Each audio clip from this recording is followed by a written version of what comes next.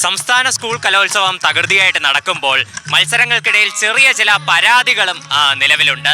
ഇത്തവണ അപ്പീലുമായിട്ട് വരുന്ന മത്സരാർത്ഥികൾ ചെറിയൊരു ആശങ്കയിലാണെന്നാണ് മലപ്പുറത്ത് നിന്നുള്ളൊരു അധ്യാപകൻ സൂചിപ്പിക്കുന്നത്.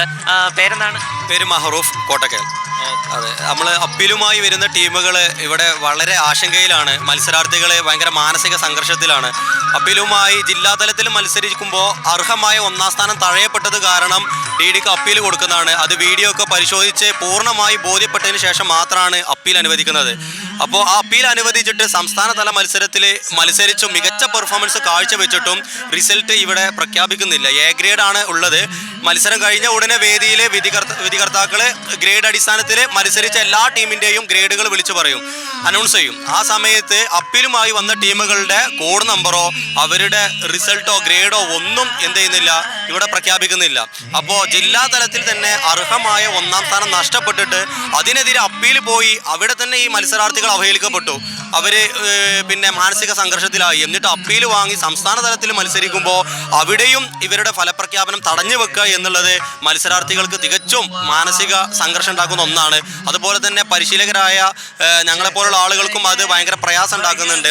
ഈ വർഷമാണ് DD വഴി അപ്പീൽ വന്നതും കോർട്ട് വഴി അപ്പീൽ വന്നതൊക്കെ റിസൾട്ട് വേദിയിൽ പോലും പ്രഖ്യാപിക്കാതെ കലോത്സവത്തിൻ്റെ ഉത്സവം എന്ന് പറഞ്ഞ ആപ്പും അതുപോലെ ഔദ്യോഗിക സൈറ്റുകളിലൊന്നും അവരുടെ ഫലപ്രഖ്യാപനം നടത്താതെ പോകുന്നത്. അതുകൊണ്ട് ഇനി എന്ത് എന്ന ചോദ്യത്തിന് മുന്നിൽ വിദ്യാർത്ഥികളോട് മറുപടി പറയാനില്ലാതെ അധ്യാപകരും അതുപോലെ പരിശീലകരും വിഷമിക്കുന്നു.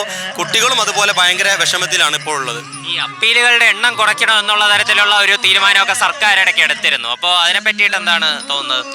അപ്പീലുകളുടെ എണ്ണം കുറക്കുക എന്ന് പറഞ്ഞാൽ നിലവിലെ സാഹചര്യം മാറണം. ഇതിൽ അർഹമായ വിധികർത്താക്കളെ തിരഞ്ഞെടുക്കുന്നതിൽ വരുന്ന പാളിച്ചകളാണ് അധികവും ഉണ്ടാകുന്നത്. മറ്റൊന്ന്, കോൽക്കളി പോലത്തെ ഇനങ്ങൾക്ക് സിമന്റ് തറയുടെ വേദിയാണ് ആവശ്യമുള്ളത്. പക്ഷെ അവിടെ പലപ്പോഴും കെട്ടിവെച്ച പലകയുടെ സ്റ്റേജാണ് കിട്ടാറ്. അപ്പോൾ അതിൽ നമ്മൾ ഓടി കളിക്കുമ്പോൾ വരുന്ന പ്രശ്നങ്ങൾ തികച്ചും മത്സരാർത്ഥികളുടെ പ്രശ്നങ്ങളല്ലാതെ മാസങ്ങളോളം കഷ്ടപ്പെട്ട് പ്രാക്ടീസ് ചെയ്തിട്ട് വേദിയിലെത്തുമ്പോൾ ആ കളിക്കാൻ കിട്ടുന്ന 10 മിനിറ്റ് വളരെ നല്ല രീതിയിൽ അവർക്ക് കളിക്കാനുള്ള അവസരം സംഘാടകർ ഒരുക്കി കെടുക്കുന്നതിലുള്ള സാങ്കേതിക പിഴവ് മൂലമാണ് അപ്പീലുകൾ കൂടുതലും വരുന്നത്. കാരണം ഞങ്ങൾക്ക് അർഹമാണ്, ഞങ്ങൾക്ക് ഒന്നാം സ്ഥാനം കിട്ടേണ്ടതുണ്ട്, ഞങ്ങൾ ഐറ്റം അത്ര ക്വാളിറ്റി ആണെന്ന് പൂർണ്ണ വിശ്വാസം ഉള്ളത് കൊണ്ടാണ് വിദ്യാർത്ഥികൾ വീണ്ടും അപ്പീലുമായി പോകുന്നത്.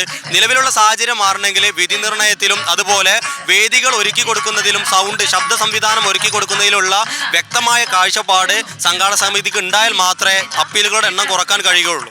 ഏറ്റവും പുതിയ വാർത്തകളും വിശേഷങ്ങളും വിരൽ തുമ്പിലറിയാൻ Zee മലയാളം ന്യൂസ് എല്ലാ ഡിജിറ്റൽ പ്ലാറ്റ്ഫോമുകളിലും ലഭ്യം.